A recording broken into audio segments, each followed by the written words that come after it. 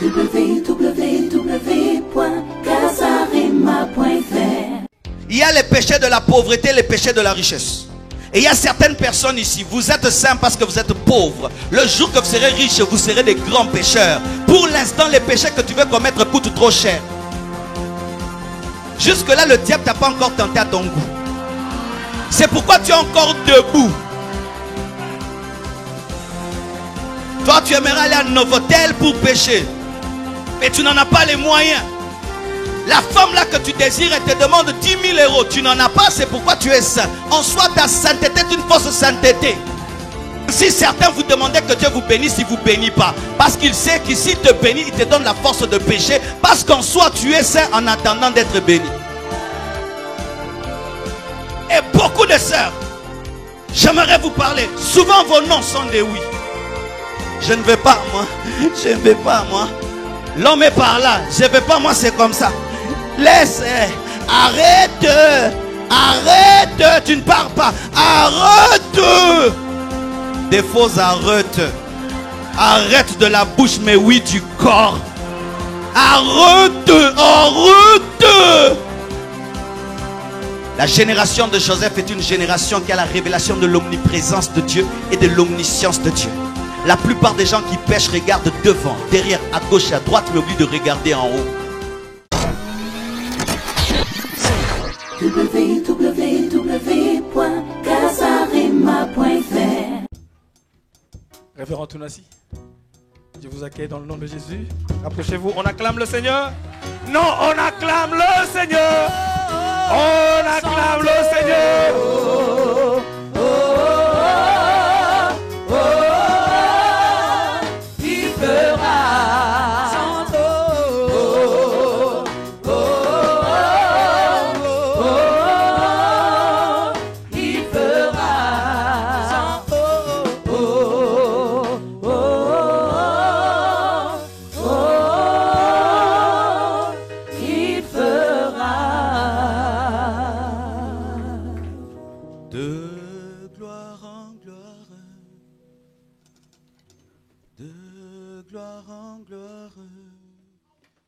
Tu m'emmènes, tu m'emmènes dans les profondeurs de ta sainteté. Tu m'emmènes, tu m'emmènes. De gloire en gloire, de gloire en gloire, tu m'emmènes, tu m'emmènes dans les profondeurs de ta sainteté, tu m'emmènes. Tu m'emmènes. Kondalibosha yabasi. Indalabasha dada. Shikata labasete. Shantalabanta labashete. Somanakunta dabashete. Oh Dieu, je reçois l'onction que tu me donnes maintenant, Père. Je reçois l'onction que tu me communiques, Père. Merci, merci, merci. Merci pour ce revêtement, Père. Saint-Esprit, j'ai besoin de toi pour communiquer cet oracle. Transforme ces vies, Seigneur. Agis pour la gloire de toi-même. Merci de nous exaucer. Vois ce message, parle à un cœur, utilise nos pères. J'emmène captive toute pensée contraire au nom de Jésus. Merci Père. Amen. Asseyez-vous s'il vous plaît. Alléluia. Je remercie le Seigneur qui me permet de vous apporter à nouveau la parole de Dieu ce soir, après le dimanche. Et je remercie le pasteur Mosengo qui m'a cédé sa chair alors qu'il était absent. C'est quelque chose de très difficile à faire, surtout à un inconnu. Merci vraiment pour cette marque de confiance, ainsi qu'à maman Marie-Thérèse. Merci. Ce sont des personnes que je viens à peine de rencontrer, mais nos esprits se sont rencontrés. Et je crois que nous ferons un très long chemin ensemble pour la gloire de Dieu. Amen. Nous allons nous tenir. Je vais prêcher sans synthé aujourd'hui. Merci. Nous allons nous tenir debout. Le thème de mon message ce soir, c'est la génération des Joseph. Dis à ton voisin, la génération des Joseph. À celui de gauche, à celui de droite. Nous allons lire deux passages. Genèse 39, versets 7 à 21. Et puis Genèse 30, 20 à 24. Genèse 39, 7 à 21. Alléluia. Et puis Genèse 30, 22 à 24. Amen. Je lis la parole au nom de Jésus dans le livre de Genèse 39, 7 à 21. Après ces choses, il arriva que la femme de son maître porta les yeux sur Joseph et dit, « Couche avec moi. » Il refusa et dit à la femme de son maître, « Voici mon maître ne prend avec moi connaissance de rien dans la maison. Et il a remis entre mes mains tout ce qui lui appartient. Il n'est pas plus grand que moi dans cette maison, et il ne m'a rien interdit, excepté toi, parce que tu es sa femme. Comment ferais-je un aussi grand mal et pécherais-je contre Dieu? » Quoiqu'elle parlât tous les jours à Joseph, il refusa de coucher auprès d'elle, d'être avec elle. Un jour qu'il était entré dans la maison pour faire son ouvrage et qu'il n'y avait aucun des gens de la maison, elle le saisit par son vêtement en disant « Couche avec moi !» Il lui laissa son vêtement dans la main et s'enfuit au dehors. Lorsqu'elle vit qu'il lui avait laissé son vêtement dans la main et qu'il s'était enfui dehors, elle appela les gens de sa maison et leur dit, « Voyez, il nous a amené un Hébreu pour se jouer de nous. Cet homme est venu vers moi pour coucher avec moi, mais j'ai crié à haute voix. Et quand il a entendu que je levais la voix et que je criais, il a laissé son vêtement à côté de moi et s'est enfui dehors. » Et elle posa le vêtement de Joseph à côté d'elle jusqu'à ce que son maître rentre à la maison. Alors elle lui parla ainsi. « L'esclave hébreu que tu nous as amené est venu vers moi pour se jouer de moi. Et comme j'ai élevé la voix et que j'ai crié, il a laissé son vêtement à côté de moi et s'est enfui dehors. Après avoir entendu les paroles de sa femme qui lui disait, « Voilà ce que m'a fait ton esclave. » Le maître de Joseph fut enflammé de colère. Il prit Joseph et le mit dans la prison, dans le lieu où les prisonniers du roi étaient enfermés. Il fut là, en prison. L'Éternel fut avec Joseph et il étendit sur lui sa bonté. Il le mit en faveur aux yeux du chef de la prison. Genèse 30, 22 à 24. 22 à 24. Je lis la parole au nom de Jésus.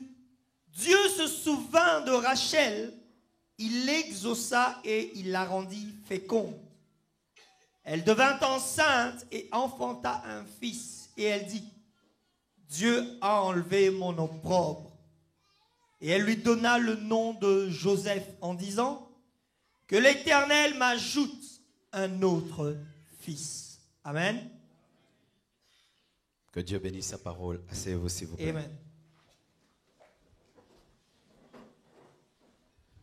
Amen. La génération des Joseph. Amen. Joseph veut dire l'Éternel ajoute. Et c'est quelque chose de très significatif parce que dans la Bible, on ne donne pas les noms pour les donner. Lorsqu'on donne un nom à un enfant, cela est un nom prophétique qui révèle le plan de Dieu dans sa vie et même le désir de ses parents pour sa vie. Et la Bible nous dit que Joseph veut dire l'Éternel ajoute. Pourquoi? Parce que Rachel, sa mère, dit à sa naissance que l'Éternel m'ajoute un autre fils, Benjamin. Alléluia. C'était une femme qui était stérile pendant longtemps et elle a attendu l'enfant très très longtemps. Et quand un enfant vient, au lieu qu'elle puisse se contenter de cet enfant, alors qu'elle donne naissance à cet enfant, automatiquement elle donne un nom, disant je veux un autre. C'est quelque chose d'exceptionnel. Je n'ai jamais vu une femme stérile faire ainsi. La plupart des femmes stériles, lorsqu'elles enfantent, elles se réjouissent de cet enfant. Quand il grandit, elles prient encore. Seigneur, ajoute un autre. Mais au sujet de Joseph, automatiquement, après sa naissance, sa mère demande un autre enfant. Alléluia.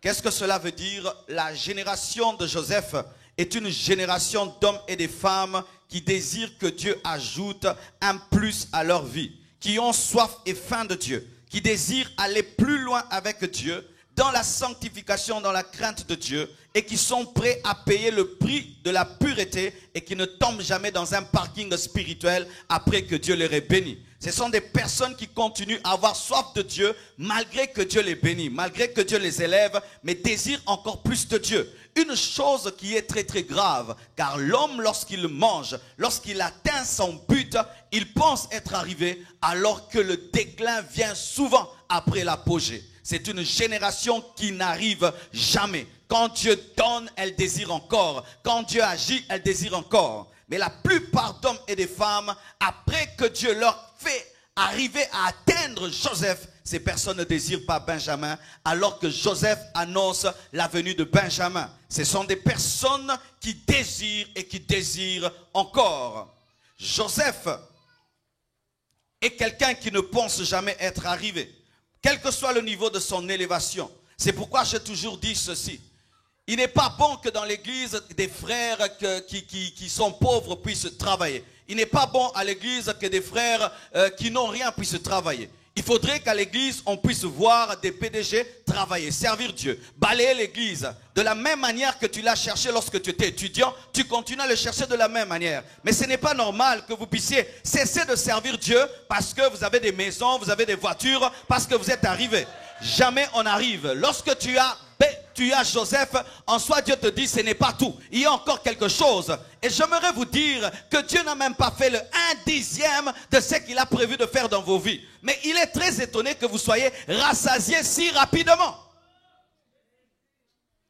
Vous n'avez encore rien vu et rien vu. Si Dieu te donne des millions, sois humble comme si tu n'as rien, il te donnera des milliards. Mais le problème, c'est que nous tombons dans l'orgueil, la satisfaction et la suffisance, comme si nous avons vu le tout est accompli. Lorsque tu vis Joseph est la preuve que tu peux enfanter encore.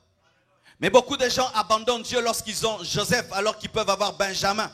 Dieu lui donne le travail, il ne vient plus à l'église. Tu es fiancé et pas marié et tu abandonnes l'église, mais on ne t'a pas épousé. Et beaucoup de gens s'arrêtent en chemin parce qu'ils n'ont plus soif. Ce qui détermine ton futur, c'est ta capacité de continuer à avoir soif. Mais Dieu souvent a peur de te bénir parce qu'il sait que tu vas l'abandonner le jour qu'il te bénira. C'est ça le problème. Une fois que Joseph vient, on ne veut plus Benjamin. Et la Bible nous dit encore ceci. Elle a dit que l'Éternel m'ajoute. Mais elle a dit encore, l'Éternel a ôté l'opprobre qui était sur moi. Quelle était la honte de Rachel? C'était la femme préférée de Jacob. C'était la femme aimée. C'était la femme très belle de visage et de corps, mais n'avait pas d'enfant. Belle mais sans enfant. Belle mais sans enfant. Mais lorsque Joseph est venu, sa honte s'en est allée. La génération de Joseph est une génération qui enlève la honte de Rachel.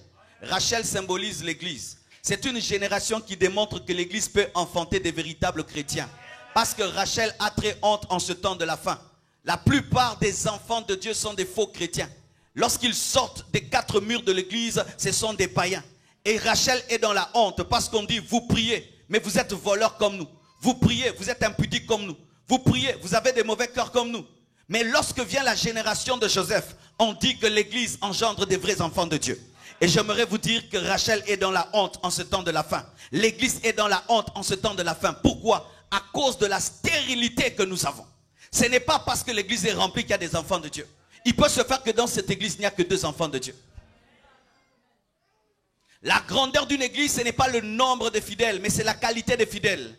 Et il peut se faire que votre vie puisse insulter l'église Maranatha. Car les gens qui savent que vous êtes de cette église, lorsqu'ils vous entendent parler et agir, ils disent le pasteur ne prêche pas bien. Et vous êtes devenu la honte du ministère. Oui, bien aimé, la gloire d'un ministère, ce n'est pas la moquette, ce n'est pas la beauté du temple, c'est la qualité de vos vies. On dira que j'ai réussi dans le ministère lorsqu'on écoute un fidèle de l'église Compassion. Mais souvent vous êtes pressés à venir très beau à l'église, mais vos témoignages sont très sales à la maison. Vous humiliez Rachel, vous humiliez l'église. Vos églises ne portent pas de fruits, c'est ce que le monde nous dit. Et aujourd'hui, bien-aimé, si tu travailles avec un païen, des fois tu travailles mieux qu'avec un chrétien. Le chrétien va te voler plus que le païen. Et quand on a des entreprises, on préfère des païens. Rachel est stérile, mais elle est belle, elle est jolie. L'église, des beaux noms, des grands noms. Mais qu'est-ce qu'il y a dans la réalité? Comment se fait-il, bien-aimés frères et sœurs, que nous sommes incapables de convertir les hommes sans parler, alors que les disciples n'ont jamais dit qu'ils étaient des chrétiens? Mais nous devons crier que nous sommes des chrétiens. Est-ce que si une personne dit, je veux suivre tout ce que tu dis et tout ce que tu fais, cette personne va se retrouver au ciel? La plupart des chrétiens ne peuvent sauver que s'ils parlent. S'ils ne parlent pas, on suit leur vie, on va en enfer. Et Rachel a honte. Elle a honte d'être belle et de ne point donner des enfants à son mari. Elle a honte d'être belle, mais d'être stérile. Mais quand vient Joseph, elle est maintenant honorée. Bien-aimés frères et sœurs, honorons Dieu en étant des véritables chrétiens qui vivent dans la crainte de Dieu, qui obéissent à la parole et qui ressemblent à Jésus et qui sont comme Jésus. Tant que nous ne serons pas comme Jésus, l'église est honteuse.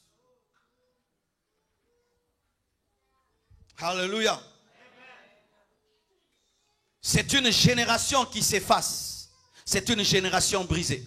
Si vous lisez la parole de Dieu, il n'y a point la tribu de Joseph. La tribu de Joseph n'existe pas. Mais il y a la tribu de Manassé et d'Éphraïm qui sont ses enfants. Joseph a accepté de perdre sa place parmi les 12 tribus d'Israël afin que ses fils puissent prendre sa place. C'est une génération qui engendre des fils et qui forme des fils. Bien-aimés frères et sœurs, si nous sommes incapables de nous effacer afin que d'autres profitent de notre élévation, nous ne sommes pas la vraie génération de Joseph. La vraie génération de Joseph s'efface afin qu'une autre prenne la place. Et ainsi, il n'y a pas de compétition, il n'y a pas de guerre, il n'y a pas de rivalité, il n'y a pas de conflit de génération, car la génération de Joseph est une génération de pères qui acceptent que leur fils soit plus grand qu'eux, qu'ils prêchent plus qu'eux, que Dieu les utilise plus qu'eux, qu'ils soient riches plus qu'eux. Pourquoi? On parle de la tribu de Manassé, de la tribu d'Éphraïm, mais pas de la tribu de Joseph. Mais il est impossible que Manassé soit Manassé sans Joseph. Mais Joseph qui l'engendre n'est point cité. Et ça, c'est une grande maladie. Nous voulons toujours être cités. Quand nous donnons, nous devons crier qu'on a donné. Quand on a fait, il faut qu'on dise qu'on a fait. Mais Joseph s'est effacé afin que Manassé et Éphraïm naissent. C'est une génération qui s'efface et qui donne la place aux autres. Mais je suis étonné de voir le cœur qui est aujourd'hui dans notre église congolaise et même française. C'est qu'il y a compétition, rivalité. Rivalité entre Manassé, Éphraïm et Joseph. C'est comme si mon pied droit est en compétition avec mon pied gauche. Mon fils sera toujours plus grand que moi. C'est la nouvelle génération. C'est la nouvelle marque. Les nouveaux iPads sont plus performants que les anciens. Mais comment est-ce que la nouvelle génération peut être comme l'ancienne? Il est bon que Joseph passe afin qu'Éphraïm vienne. c'est nous qui avons commencé l'église Maranatha. Gloire à Dieu. Mais Dieu va susciter d'autres personnes qui n'étaient pas là au commencement. Vous ne devez pas les combattre. Ce sont les Manassés et les Éphraïm. Mais pourquoi vous devez toujours rappeler aux autres que vous étiez là au début, au début, au début? Est-ce que c'est votre église? C'était notre pasteur. Notre pasteur, quand on a commencé, quand on était à 10, quand on est des historiens, des historiens, des historiens. Quand on était à l'intercession, maintenant vous trouvez l'église intéressante parce qu'elle a grandi, on va acheter un nouveau temple. Mais oui, c'est devenu très intéressant. Vous avez souffert pour nous. Joseph souffre pour Ephraïm et Manassé. Alléluia. Lorsqu'il était en prison, Manassé n'était pas là. Lorsqu'il était en prison, Ephraïm n'était pas là. Mais il a souffert pour eux, pour qu'eux n'aillent pas en prison. Et vous tous qui étiez au début de cette œuvre, vous avez souffert pour que les autres puissent travailler dans la facilité. Et c'est ça la destinée. Et ainsi on crée le groupe des nouveaux et des anciens. Et on met toujours mal à l'aise les nouveaux en disant, ici ce n'est pas comme ça. Les pasteurs n'aiment pas ça, comme si tu fais des réunions avec lui. Et vous voulez toujours manifester que vous le connaissez mieux que lui-même. Afin d'épater les fidèles. Moi je parle, je ne connais pas votre église. Je parle. Le pasteur n'aime pas ça. Mais il ne connaît rien de ce que le pasteur veut. Il veut seulement vous montrer que vous devez être loin pour qu'il puisse s'approprier de la vision. Des jaloux, des jaloux.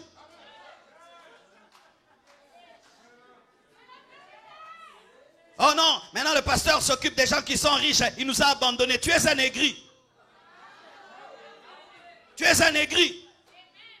Tu es un aigri. Les gens qui rappellent toujours ce qu'ils ont fait dans le passé sont des aigris. Tu ne l'as pas fait pour l'église, ni pour l'homme de Dieu. Tu l'as fait pour Dieu. Et la récompense viendra de Dieu.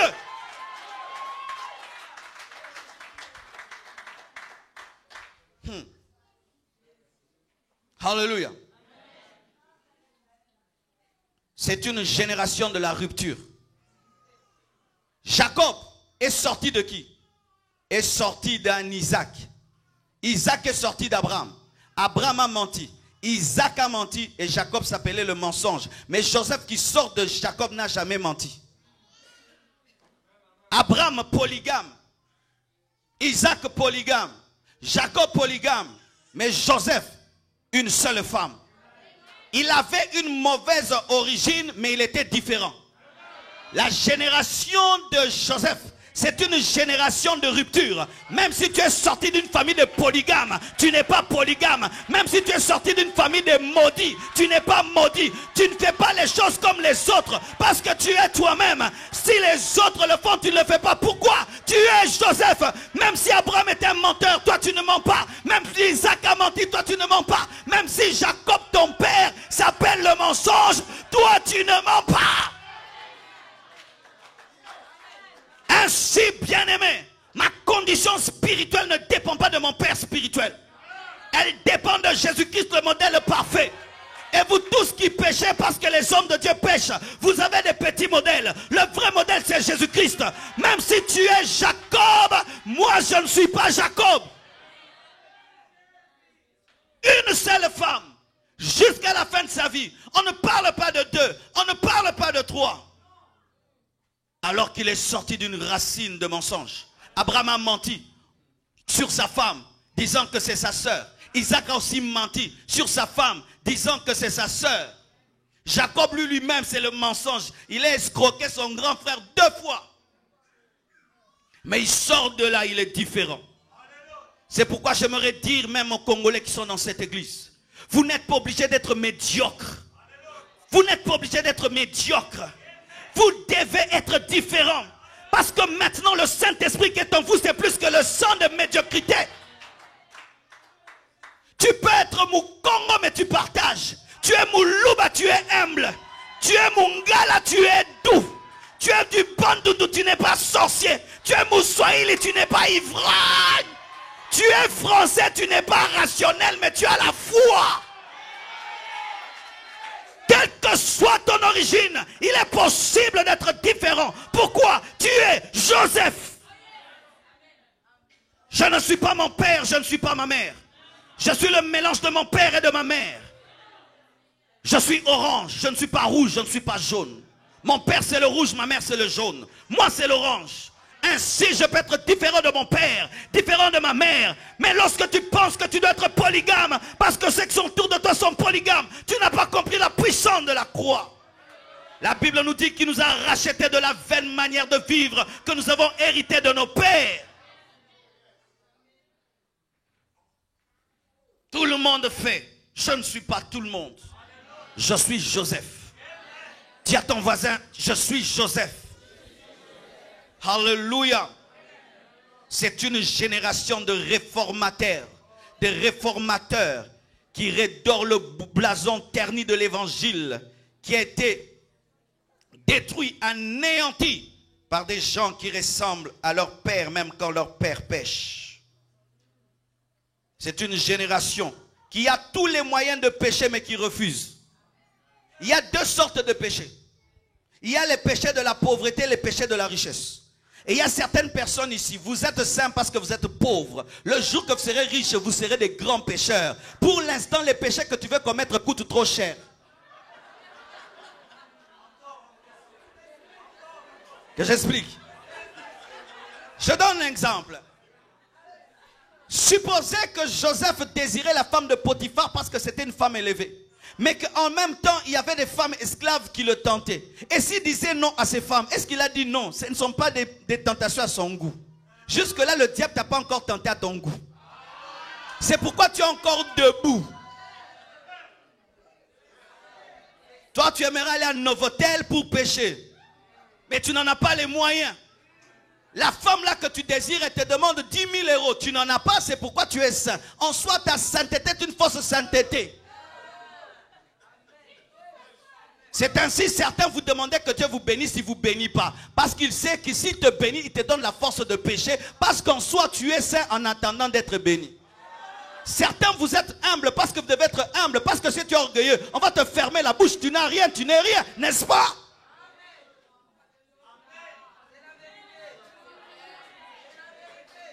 Mais lui, il a eu tous les moyens de pécher. Pourquoi? La Bible dit après cela. Il y a des tentations qui ne viennent qu'après cela. Dis à ton voisin après cela. Avant cela, ces tentations ne viennent pas. C'est seulement après cela.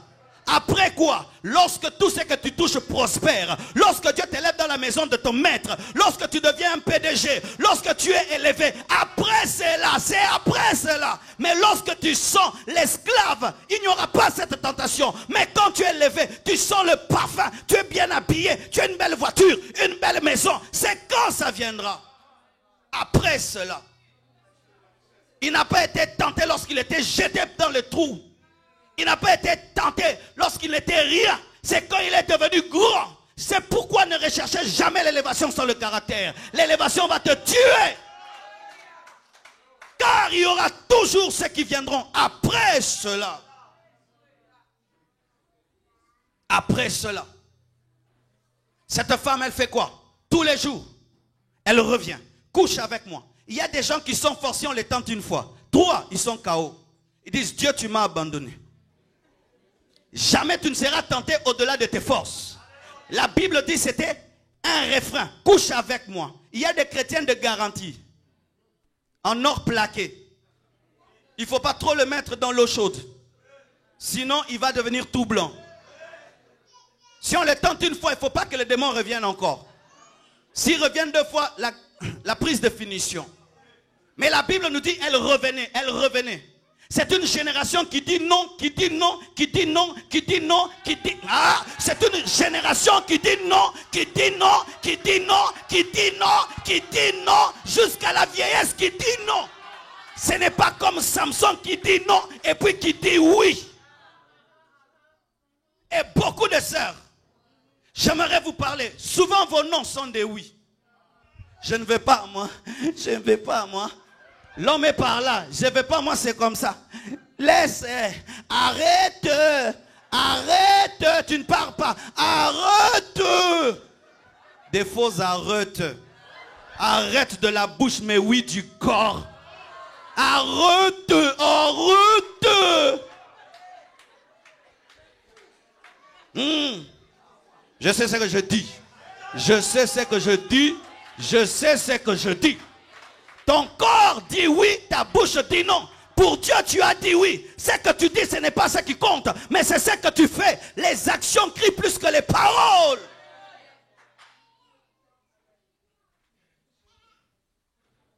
Et cette femme envoie tout le monde et le terrain est vide. La génération de Joseph est une génération qui a la révélation de l'omniprésence de Dieu et de l'omniscience de Dieu. La plupart des gens qui pêchent regardent devant, derrière, à gauche et à droite, mais oublient de regarder en haut. Mais lui, il avait conscience de la loupe de Dieu, de l'œil de Dieu qui était là dans cette maison, même si tout le monde était parti. Bien-aimé, est-ce que tu peux pécher avec la conscience que Jésus est là? Mais Jésus a toujours été là. Parce que s'il n'est pas là, comment il va te juger? Écoutez ceci qui peut vous aider à ne jamais pécher. Quand tu veux pécher, dis, Jésus est là, alléluia. Jésus est dans cette boîte, alléluia. Jésus est dans cette chambre d'hôtel, oh, alléluia. Maintenant, j'enlève les habits, mais Jésus est là. Tu ne le feras pas. Que Dieu vous donne la révélation de l'omniprésence de Dieu. Et même si vous le chassez, il sera toujours là. Je connais quelqu'un, il m'a dit que lorsqu'il veut pécher, parce que dans les hôtels, on met des Bibles partout. Qu'est-ce qu'il fait? Il enlève la Bible. Pourquoi? Parce que ça veut lui rappeler que Jésus est là. Mais Dieu n'est pas la Bible, Dieu est là. Même si tu enlèves la Bible, Dieu est là, Dieu est là, Dieu est là. Et cette femme a envoyé tout le monde, mais n'avait pas envoyé Dieu. Elle avait chassé tout le monde, mais n'avait pas chassé Dieu. Des fois, vous allez très très loin pour pécher. Loin de qui vous allez? Loin du pasteur. Le pasteur ne va pas vous juger. Il n'y a pas le ciel du pasteur. Vous avez une sainteté par rapport à l'homme de Dieu, mais vous n'avez pas une sainteté par rapport à l'omniprésence de Dieu. Lorsque vous péchez, allez trop près, parce que ce soit loin ou près, c'est toujours pareil. Pêche trop près, tu vas perdre le carburant. Mais vous allez trop loin. Pourquoi vous allez trop loin? Il t'attend déjà là où tu vas pêcher. Il savait qu'il y avait quelqu'un dans cette pièce. Celui qui l'avait élevé, celui qui lui avait parlé, celui qui l'avait pris de rien. Ayez la révélation que Dieu est là. Que Dieu vous donne la révélation de la présence de Dieu en tout lieu. Et devant la tentation, vous direz non. Parce que vous savez que même si vous ne le voyez pas, il vous voit. Il est le vivant qui te voit même quand tu ne le vois pas. Même si tu ne sens pas l'onction, il est là. Frères et sœurs, beaucoup de gens pêchent parce qu'ils ne connaissent pas Dieu. Ils pensent que Dieu est à l'église. Et quand nous venons à l'église, voyez comment tout le monde devient tout ça. Pourquoi? C'est l'église. Tu es l'église. C'est toi le temple de Dieu. Si votre sanctification est une sanctification de l'église, vous périrez.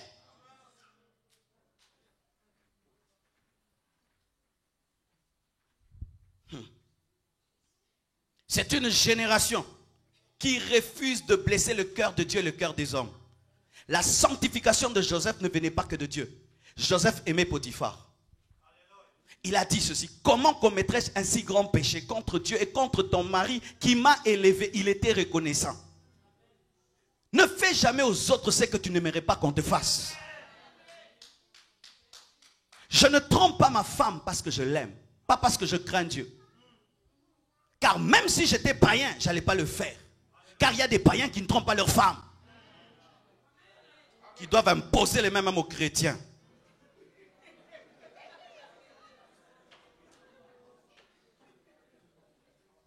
Une sanctification qui vient de la crainte disparaît. Mais celle qui vient de l'amour demeure. Parce que l'amour demeure. C'est la plus grande nature de Dieu. Et Joseph a dit: comment je peux blesser un Dieu qui m'a élevé et blesser ton mari par qui Dieu est passé? Lorsque tu prends la fille d'autrui, pense à ta propre fille. Lorsque tu prends le mari d'autrui, pense à ton propre mari. Et si tu n'es pas marié, pense à ta mère. Lorsque tu voles l'autre, pense à toi-même. Si on te volait, qu'est-ce que tu ferais? Paraît-il que les gens qui pleurent le plus quand on les vole, ce sont des voleurs. On m'a volé, non. Un voleur qui crie au voleur. Il s'est mis à la place de Potiphar. Il a dit: comment je peux faire du mal? Cet homme m'a pris, il m'a acheté. Je suis un esclave, mais il m'a tout donné sauf sa femme. Il savait que la femme de Potiphar était l'arbre de la connaissance du bien et du mal du jardin de Potiphar. Dans la vie, quand tu ne connais pas l'arbre de la connaissance du bien et du mal, tu mourras. Car l'arbre de la connaissance du bien et du mal, ce n'est pas seulement ce que Adam et Ève ont mangé, mais c'est tout interdit dans ta bénédiction.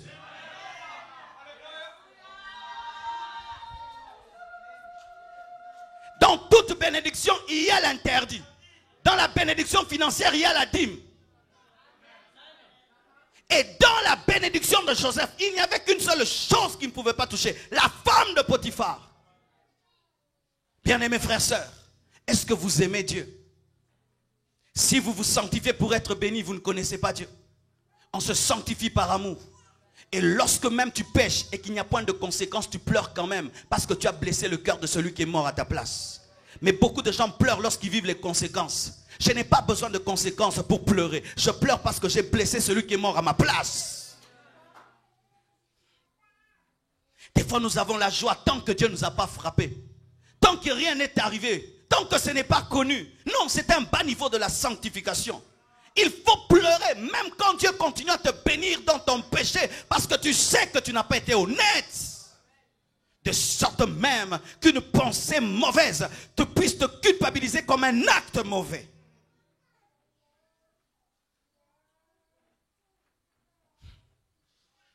C'est une génération qui tient bon, quels que soient les assauts du diable.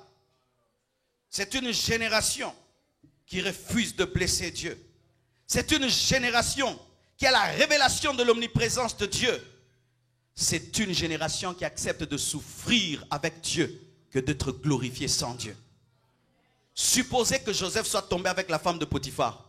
Il aurait eu beaucoup d'avantages. On allait lui dire, ne travaille plus, ne fais plus rien, tu auras tout. Mais il a dit non. Et quand il a dit non, il a fini où? En prison. Tu te sanctifies, on te chasse du boulot et tu glorifies Dieu. Tu te sanctifies, tu perds les amis, tu glorifies Dieu. Tu te sanctifies et les choses vont mal, tu glorifies Dieu. Il a préféré aller avec Dieu en prison. Car le Dieu de la citerne sera aussi avec toi en prison. Mais si tu restes sur le trône, Dieu, tu perdras le trône. Il avait la révélation que l'élévation ne vient ni de l'Orient, ni de l'Occident, mais vient de l'Éternel. Et si je peux descendre dans cette prison avec Dieu, il sera avec moi. Combien de fois nous préférons la richesse, la gloire, sans Dieu. Mais il a préféré perdre ce manteau. Et ce n'était pas le premier manteau qu'il avait perdu. On lui avait déjà ravi le manteau de Jacob. On lui a ravi le manteau de Potiphar pour qu'il ait le manteau de Pharaon. Celui qui te déplie dans ta sanctification est en train de préparer tes épaules à être revêtues. En soi, ils sont en train de prendre la taille de tes épaules. Laisse la femme de Potiphar prendre ton manteau. Elle est en train de prendre la taille de tes épaules afin que le roi puisse te revêtir. Et des fois, il faut que tu perdes un manteau pour avoir un autre manteau. Des fois, il faut perdre un manteau pour avoir un autre manteau. Car tu ne peux pas avoir le manteau de Pharaon avec le manteau de Potiphar sur tes épaules. Mais comment tu perdras ce manteau? Lorsque tu diras non au péché. Et on te ravit la gloire. Tu sembles comme si tu rentres en arrière. Alors que c'est là que Dieu veut t'élever. Il me reste 5 minutes. Hein? C'est bon. Il y a un modérateur par là, on dirait. C'est une génération qui a la révélation qu'un plaisir de quelques minutes peut bouleverser toute une vie. Bien aimé, les gens qui rentrent en enfer à cause de l'impudicité vont sérieusement regretter. Parce que c'est un péché déjà qui coûte très cher et très fatigant. Et aussi un plaisir qui ne dure pas. Mais tu pleures toute l'éternité. C'est une grande escroquerie. Mais j'aimerais qu'on puisse réfléchir ensemble. Si Joseph était tombé avec la femme de Potiphar, est-ce que Potiphar allait le mettre en prison? Potiphar l'a mis en prison parce que la grâce de Dieu était sur lui. Malgré qu'on l'a calomnié, la grâce de Dieu empêcha Potiphar de le tuer. Mais si Joseph était mort, est-ce que Joseph allait amener Jacob à Goshen? Et si Jacob n'est pas venu à Goshen, Lévi allait mourir. Et si Lévi était mort, Moïse n'allait pas naître. Et si Moïse ne naît pas, comment est-ce que David viendra? Et comment est-ce que même Jésus viendra? Parce qu'il doit venir de la tribu de David. Vous vous imaginez, à cause d'un petit plaisir, il allait arrêter l'histoire d'Israël.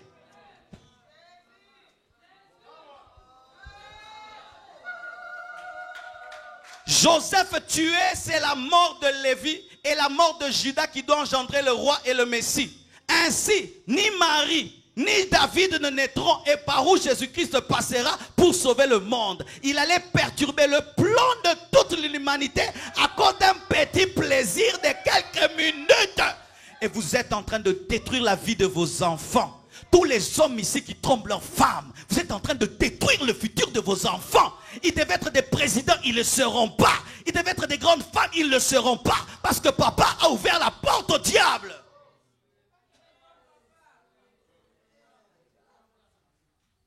Si tu pouvais savoir ce que tu rates et quelle porte tu ouvres à l'ennemi et combien tu perturbes le plan de Dieu, tu ne le ferais pas. C'est pourquoi j'aimerais dire à Joseph, merci. Merci d'avoir dit non. Enfin que Jacob puisse venir à Goshen et qu'il puisse engendrer Moïse qui va faire sortir Judas de l'Égypte. Enfin que Judas engendre les rois et que Jésus soit appelé le fils de David, le lion de la tribu de Judas, l'agneau de Dieu, afin que nous soyons sauvés. Écoutez ceci. Pour terminer, Joseph par sa vie est devenu une ombre de Christ dans l'Ancien Testament. Il a été vendu par ses frères comme Jésus était vendu par ses frères. Il a épousé une femme étrangère comme Jésus-Christ a épousé l'Église. On lui a enlevé sa tunique comme on a enlevé celle de Jésus. Il est sorti de la prison pour le trône comme Jésus-Christ est ressuscité le 3e jour et est assis à la droite de Dieu le Père.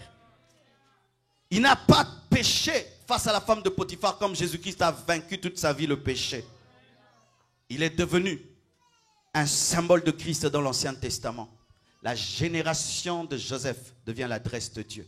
Lorsqu'on veut voir un chrétien, on te cherche. On te regarde parler, vivre, on dit, c'est un chrétien.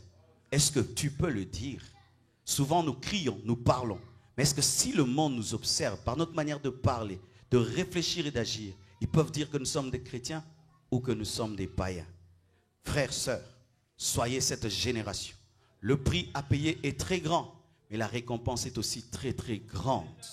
Que Dieu vous comble de ses grâces. Tenons-nous debout, s'il vous plaît.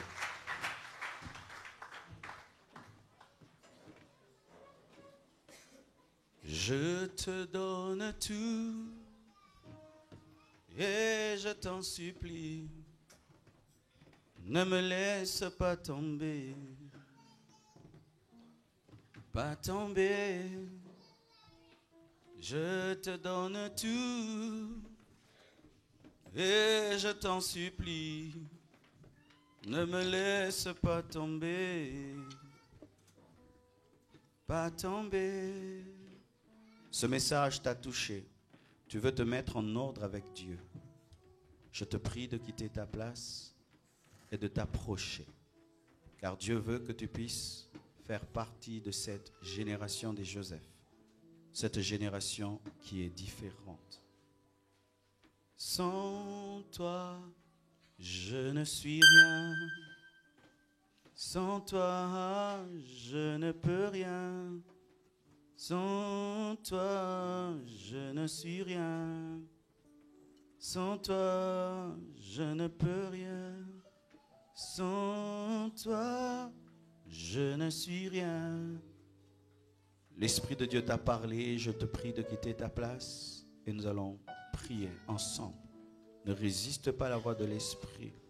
Ne résiste pas à la voix de l'Esprit. Ne résiste pas à la voix de l'Esprit. Je ne suis rien.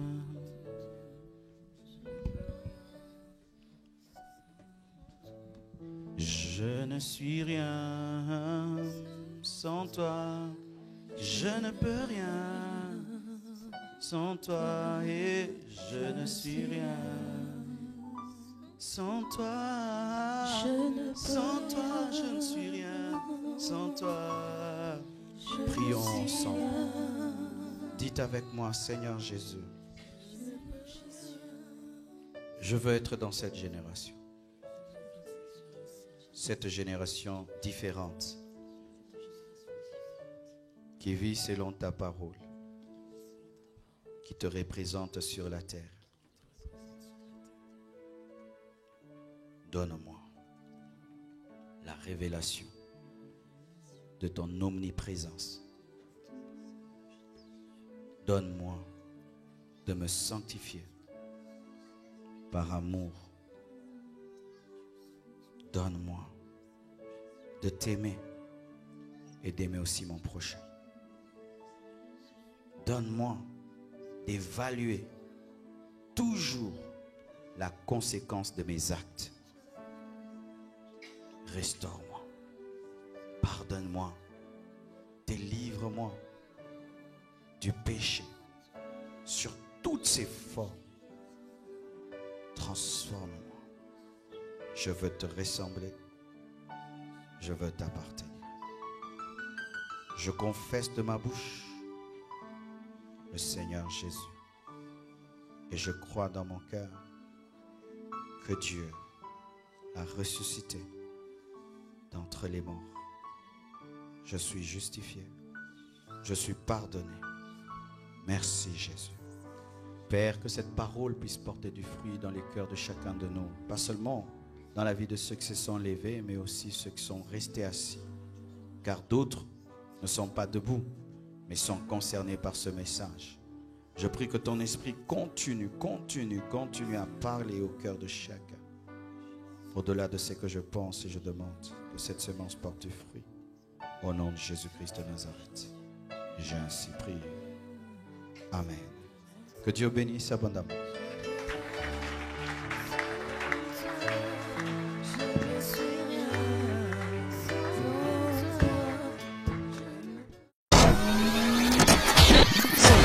www